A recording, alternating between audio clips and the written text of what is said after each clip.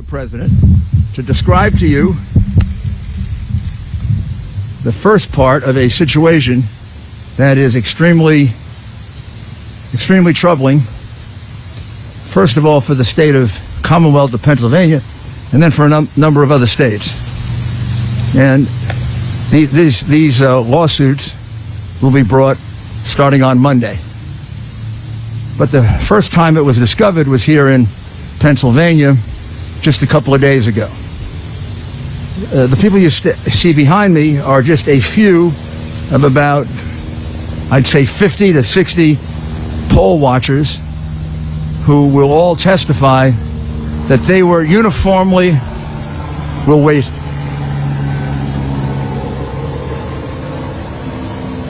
that they were uniformly deprived of their right to inspect any single part of the mail-in ballots.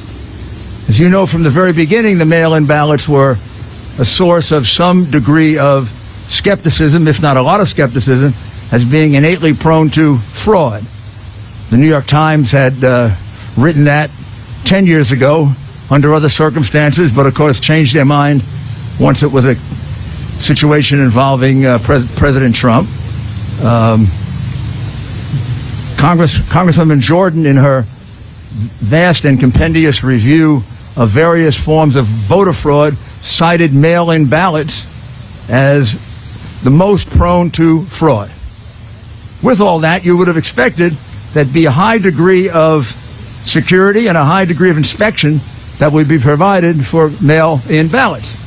Instead, in the wisdom of the officials, Democrat officials here in a city that's been Democrat for 60 years and has a very long history of voter fraud, documented history of voter fraud, instead of going to a high degree of care to allow inspections of the mail-in ballots, there was no inspection of a single mail-in ballot.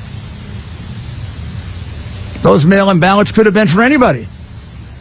Those mail-in ballots could have been for anybody they wrote in. Those mail-in ballots could have been written the day before by the Democratic Party hacks that were all over the convention center. What I'm saying to you is not a single one was inspected, as the law required. Even when a court order was obtained to allow the Republican inspectors to get 6 feet closer, they moved the people counting the ballots 6 further feet away. It's really simple. If you have nothing to hide with these mail-in ballots, you allow inspection. I mean, this is common knowledge, common practice in the examination of absentee ballots, which happens all the time. You take out the absentee ballot, you open it up, the Republican looks at it, the Democrat looks at it. If nobody objects, you put it in the pile. If either objects, you put it aside. That's what's done for absentee ballots, which have the extra security of having signatures you can match. Here, which a much more insecure method of voting, no Republican got a chance to look at that ballot. Some of the ballots you will see looked suspicious. From very far away, they look like same pen, possibly same handwriting. We can't say that because we never got to see it. Now, you're also going to find that way across, on the other side of the state, there is a similar situation in Pittsburgh involving 300,000 ballots that were uninspected, unreviewed, not observed by a single Republican. Not a single one. There's got to be a pattern. As a friend of mine says, I don't believe in conspiracies, but I also don't believe in coincidences. Kind of funny that all Republicans were rejected here, and all Republicans were rejected in Pittsburgh, and it amounts to about, just about the 700,000 votes that President Trump was ahead by 2 days ago that disappeared. And we have no way of knowing, because we were deprived of the right to inspect, if a single one of those ballots is legitimate. That is unheard of. It's illegal. It's unconstitutional. And we will be bringing an action challenging that. And I emphasize to you, it's only one of the many other infirmities in this election. I know this city has a sad history of voter fraud. After all, Joe Frazier is still voting here. Kind of hard since he died 5 years ago, but Joe continues to vote. If I recall correctly, Joe was a Republican, so maybe I shouldn't complain. But we should go see if Joe is voting Republican or Democrat now from the grave. Also, Will Smith's father has voted here twice since he died. I don't know how he votes because his vote is secret. In Philadelphia, they keep the votes of dead people secret. At least that is something that you can be commended for. I'm not attacking the people of Philadelphia. I'm attacking a decrepit democratic machine, which has a lot of other reasons to be attacked. It's been around for 65 years. You keep electing the same people. The city gets no better. The crime goes way through the roof. The riots you have, the police stand by and watch it, not because of the police, because you have a mayor that lets them stand by and watch it. You got a district attorney who lets people go free. You are poorly served, ladies and gentlemen of Philadelphia. And then you got a political machine. Mayors who let riots take place, district attorneys who set criminals free. I don't think they're going to care much about ballot fraud. This is outrageous. In an enormously important contest with a very, very suspect method of voting, there was no security. Zero. The people of this city, people of this country, have no assurance at all that those ballots were actually cast. They would have to have been almost unanimously cast for Joe Biden in order to catch up.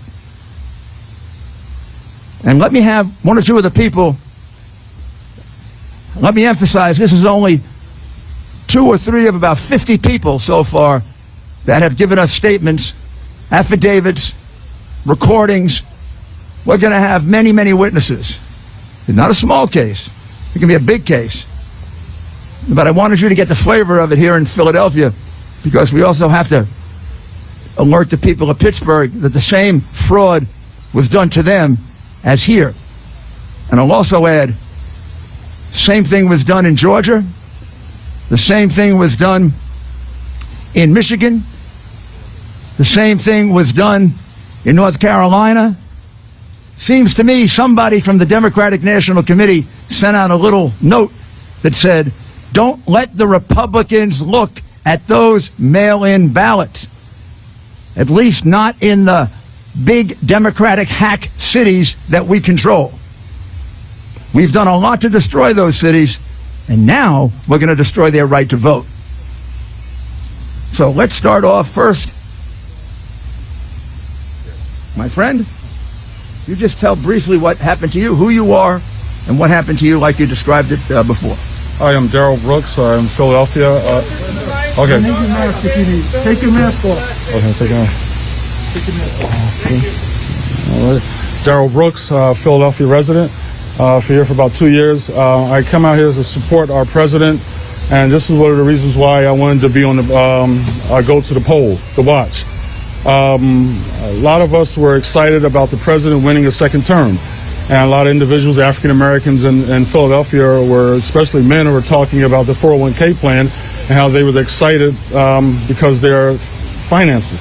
So when I go to the poll, it was basically they put us at 20 feet away, and they said no cameras, no phones, you cannot take pictures. I was even harassed by some of the Democratic Party poll watchers, and that is also recorded. And then next thing you know, it was 6 feet away, and they still would not allow us to see anything that was happening. We saw people working on the ballots, but we didn't know any names. We didn't see anything. We don't know if people voted twice or 3 times. We didn't know if dead people were voting. But we were there and we were watching, and it's such a shame. This is a democracy, Philadelphia, and they did not allow us to see anything, and was it corrupt or not? But give us opportunity as poll watchers to view all the documents, all the ballots. And listen, you know, we just want a fair election. And we viewed that it was not fair at all. It was not fair to allow us to, you could allow us to look at the ballots, some ballots, but nothing. We were kept away from everything. Thank you.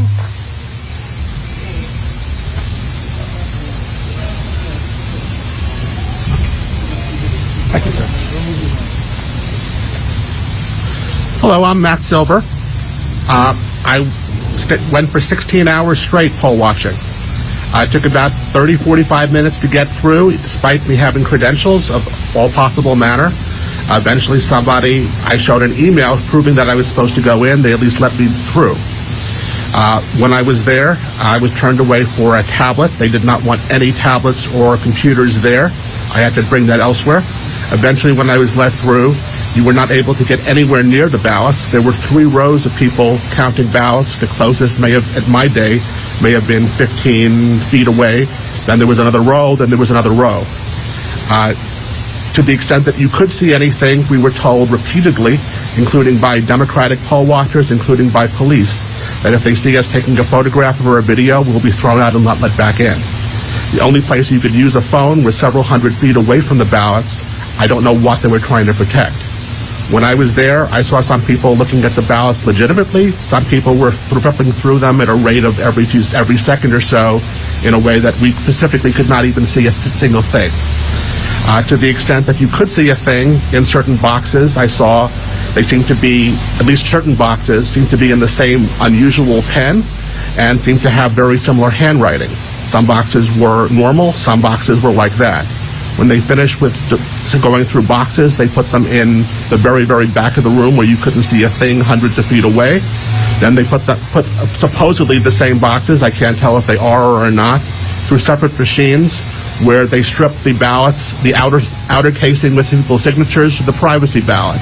At that point, the actual signatures are completely separate from the privacy ballot, and they'll never be able to be tracked back. What I saw was disturbing, and the process seemed to be specifically so we could not observe, and also so we could not challenge. The only way to challenge something was to call an individual called Seth, who was in the back of the room, who could speak to people. And again, they were very worried about photographs and videos.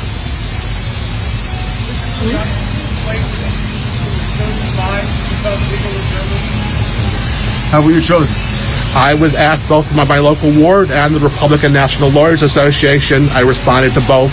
I was willing to do so. There was some type of vetting process, including my bar number and I guess my credentials, and then I was accepted. And you're an attorney, right? I am an attorney. Where did you file a complaint?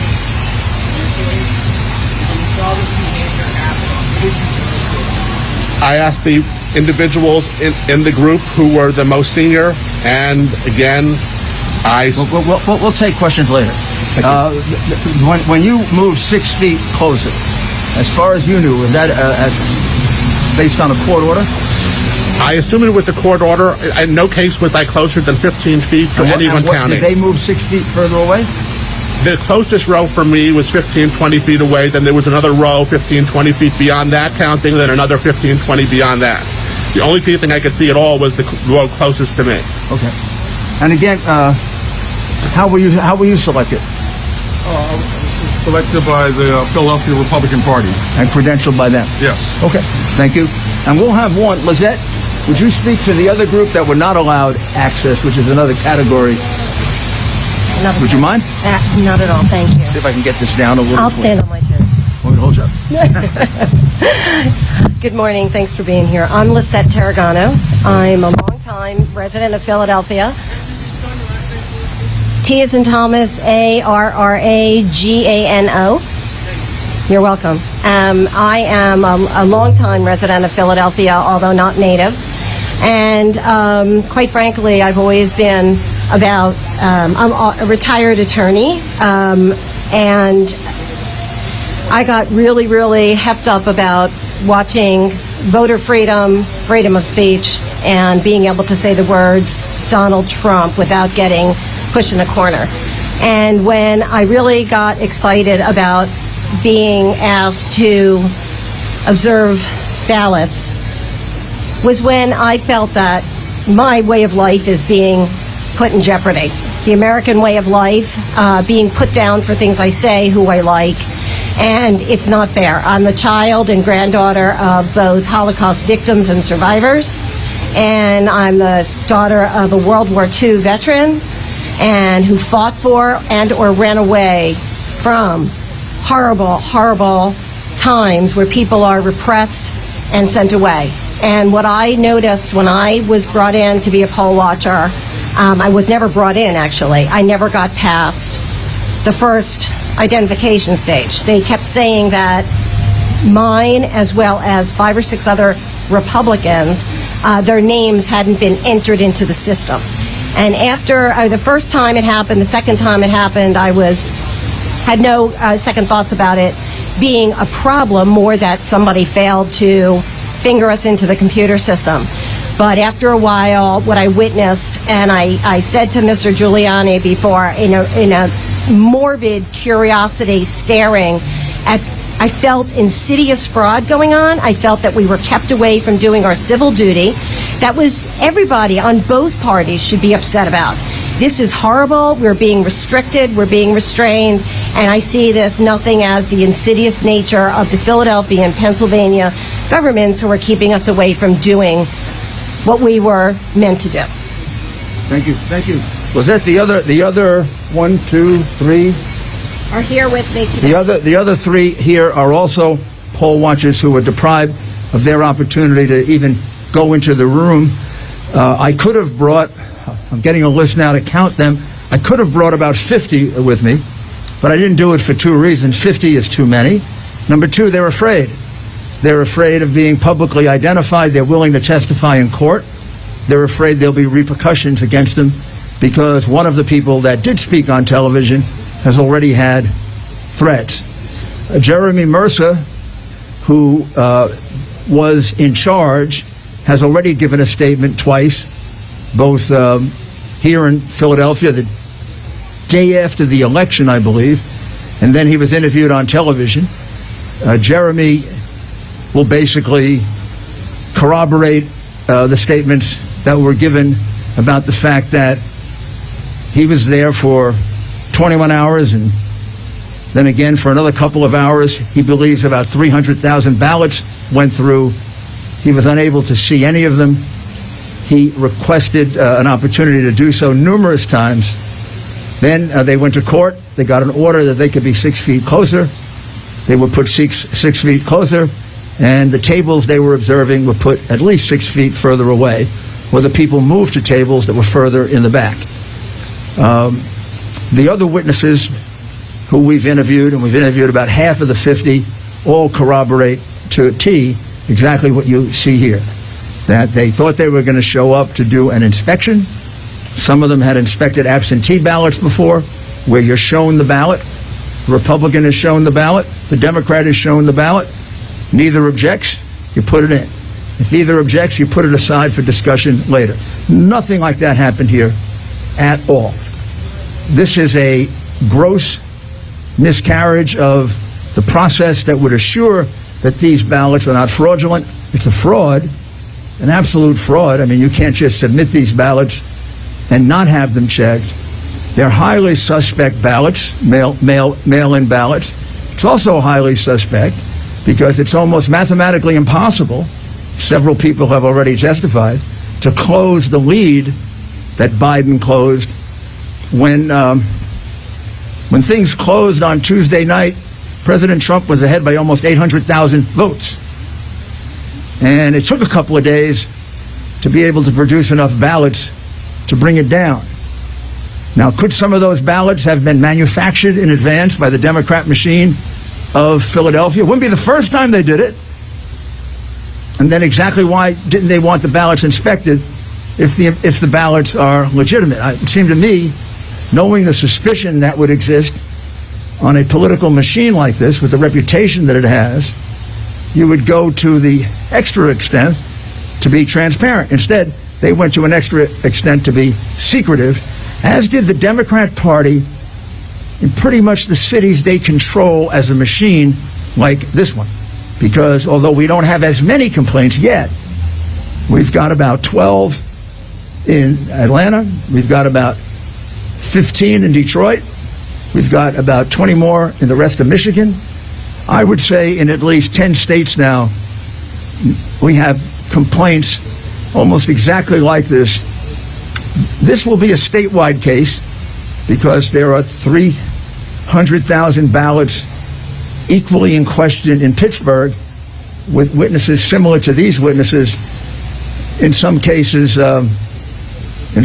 they actually saw a little bit more that would suggest that the ballots were being tampered with, but I have to wait until they're all fully debriefed.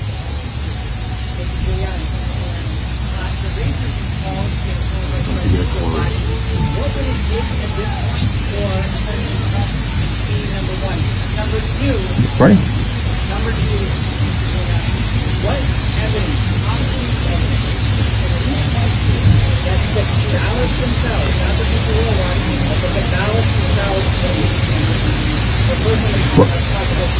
Well, let me. First of all, obviously, he's not going to concede when at least 600,000 ballots are in question. It's not my job to determine if the ballots are right or not. It's their job. But with a mail-in ballot or an absentee ballot, the burden under law is on the party that's proposing it, which is why it has to be inspected. It's not my. How can I possibly tell you there's fraud or no fraud? The way they conducted themselves. Because it looks, I can't tell you exactly what's on the ballot. They conducted themselves in a way that suggests that there was fraud. One of the things that does involve fraud is not making it possible for the people who are supposed to inspect. That's a fraud. That's a fraud on the voters. The voters expect that their inspectors are going to be able to inspect. The voters were defrauded of that right. We will not know if those 600,000 ballots were valid, invalid, or not. Having conducted themselves that way, they certainly present a very strong circumstantial case that the ballots were tampered with. Also, the highly unusual, almost mathematically impossible reduction in the vote in that period of time also raises the question that the ballots were tampered with. So they've done everything they can to yell out to you we were tampering with the ballots without being stupid enough to show it to you. They kept our inspectors away. They kept our inspectors away uniformly. I don't think we're going to find a single Republican that ever got to look at one of those ballots when the law requires that we are allowed to look at them. They did it here, and they did it in Pittsburgh. That can't be a coincidence. How do they figure out in Pittsburgh they should do the same thing that happened here? And they didn't do it in other places. I'm sorry. I'm going to ask Corey Lewandowski to explain his experience. Now, I said I'm going to ask. Well, I appreciate you being here today. Let me just give you one concrete example, not anecdotal, but concrete example of what we believe to be valid voter fraud in the state of Pennsylvania. I draw your attention to an obituary listed for one Denise Ondish in Allegheny County, born 9/10/1946, deceased 10/22/2020. Her application to vote was received on 10/23, the day after she died. It was then mailed by the county back to her on 10/24/2020, 2 days after she had legally passed away. And the ballot was then received back at the county office on November 2nd, 2020. And when you go to the Secretary of State's website today, it says that she voted in this election, effective November 2nd, 2020, a full 9 days after Miss Ondish of Allegheny County passed away. This is not, this is not empirical, this is not anecdotal. This is hard evidence, and if you do your jobs from the media, I'm sure you'll find additional examples, and this will be one of many that we will be filing with the court. Thank you very much. Also, when you say that there's no evidence, the people standing behind me are called witnesses. They will eventually, soon hopefully, appear in court and give this testimony, because we're going to file a federal lawsuit that will cover here and Pittsburgh, and we will have as many witnesses as the court needs. Right now, it could be as many as 90 witnesses. That's called evidence that there was a uniform deprivation of the right to inspect, which constitutes a fraud on the people of Pennsylvania, constitutes a fraud on all legitimate voters. Any illegitimate vote cancels a legitimate vote. And the burden of proof as to whether it's a legitimate ballot or not, when it's a mail-in ballot, is on the person proposing the ballot, because there's no other way to justify it. Well, they made it impossible to view those ballots, and there can be only one conclusion as to why you would make it so impossible. Because many, many of them were fraudulent. And you just don't lose leads like that without corruption. And you're in a city in which voter fraud is professional. It's not just amateur. Some places may be amateurs at voter fraud. Philadelphia is a professional place for voter fraud because you have a decrepit Democrat machine that you have had in power for 60 years, and it's the reason why you have voter fraud. It's the reason why you have so much crime. It's the reason why you're leading the country in some categories of crime, because these people are not helping the people of Philadelphia. Their loyalty is to the Democrat Party. Oh, please, please. I'll answer 3 questions, one at a time.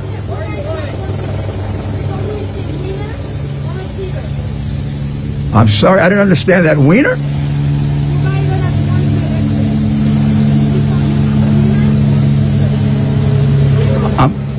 Who is a winner or a cheater? Oh, is he a winner or a cheater? Well, that's what we want to find out. We have a right. I mean, here's what I can say about this evidence. This evidence is overpowering in that it suggests we need a very, very detailed hearing.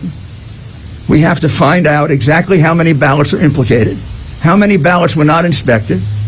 The estimates I have so far, but we haven't finished this investigation, is it was about 150 to 200,000 ballots here and about 300,000 ballots in Pittsburgh. It may be more, it may be less. Now, that's very serious, because the margin of victory, after being behind by 800,000, was only about 40,000. And it's a little odd that every vote from Tuesday on was all for the one candidate. There's also a very strange thing that happened, which will be part of our case.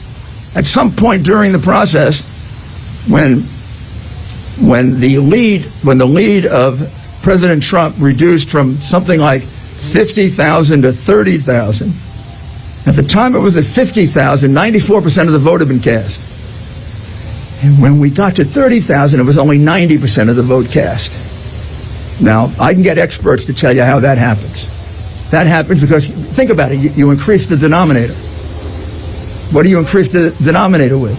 New ballots. Nobody was informed of new ballots, unless people were writing them up. This will be a very, very strong case. And I know you won't accept it because of your hateful biases, but let's see if you can try thinking rationally.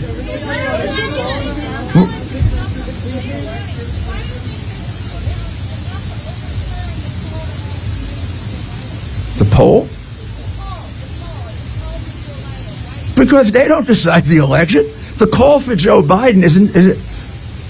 Who was it called by?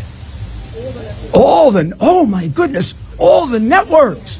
Wow! All the networks! We have to forget about the law. Judges don't count. All the networks thought Biden was going to win by 10%. Gee, what happened? Come on, don't be ridiculous. Networks don't get to decide elections. Courts do.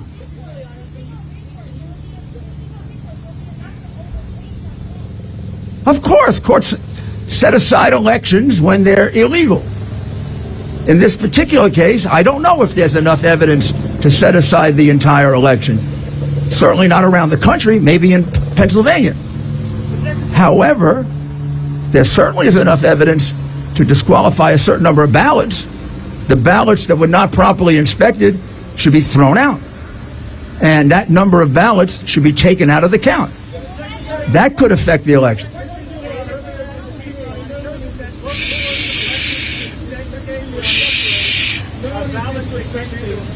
I can't hear two people at once. I'm sorry.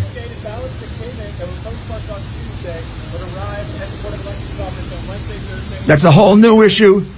That's a whole new issue that we're just developing. Seems to be a significant number of ballots, and there seems to be a significant number of, I shouldn't say significant, there seem to be 3 or 4 very credible witnesses that there was backdating going on, and there are direct witnesses for that. But I'm sure you'll call that not evidence. Not you, the general mob.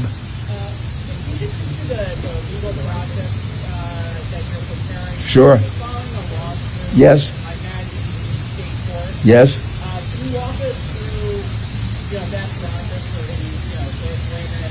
Sure. Simple.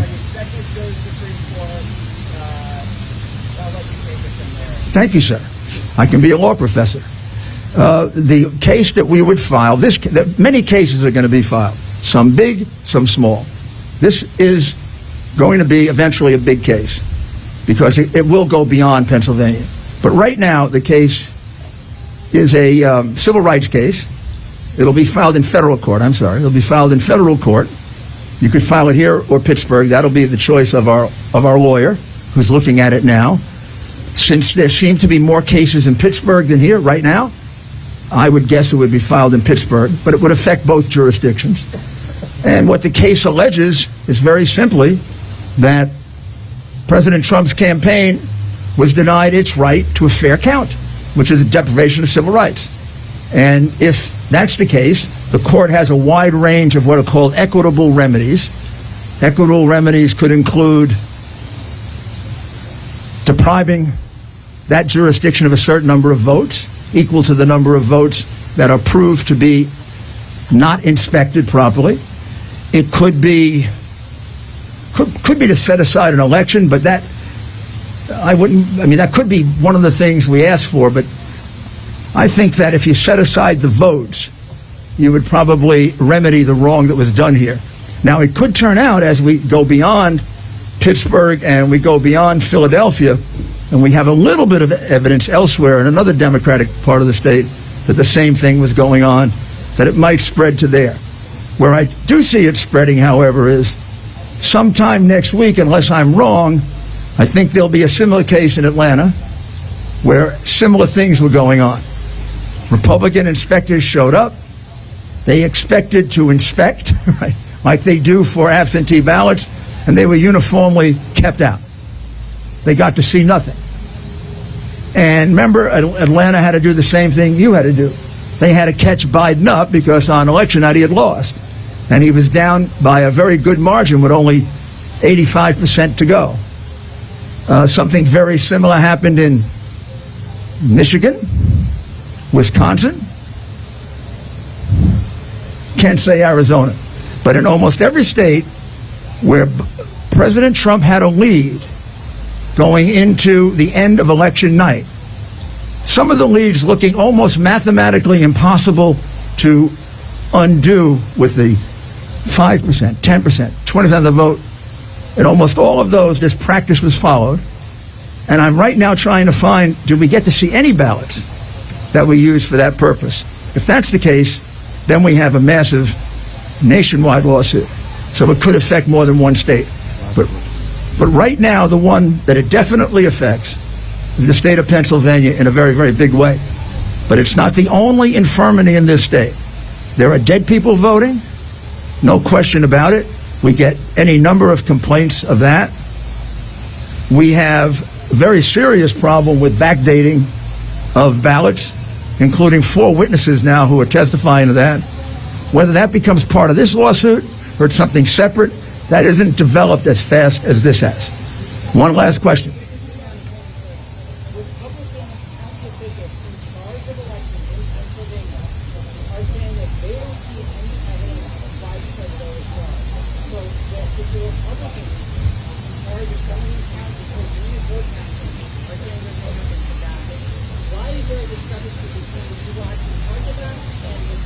Well, that's like comparing apples and oranges, isn't it? They're not in charge of Philadelphia. I'm glad they didn't see widespread fraud. That was in Republican counties. I don't think there was fraud in Republican counties.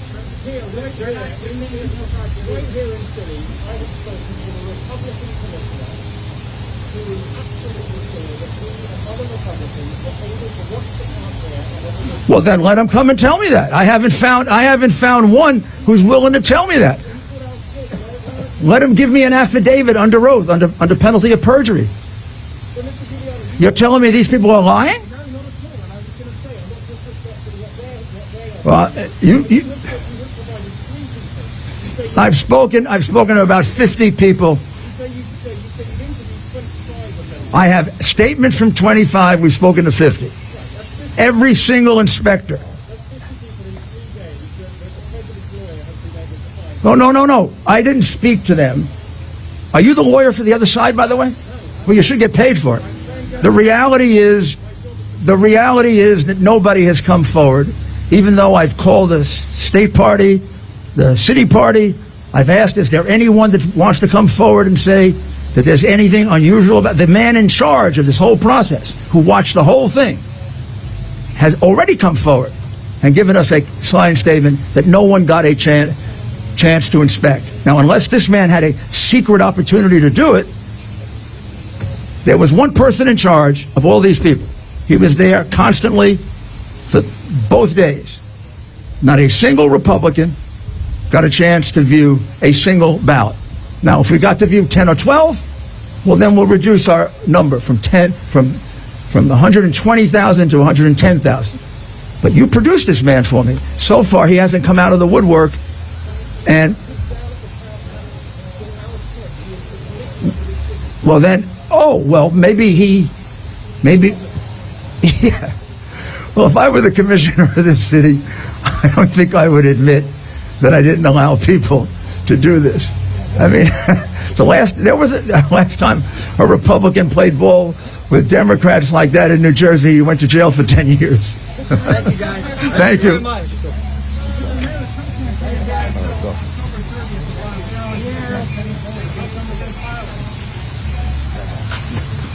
We were not allowed in to watch.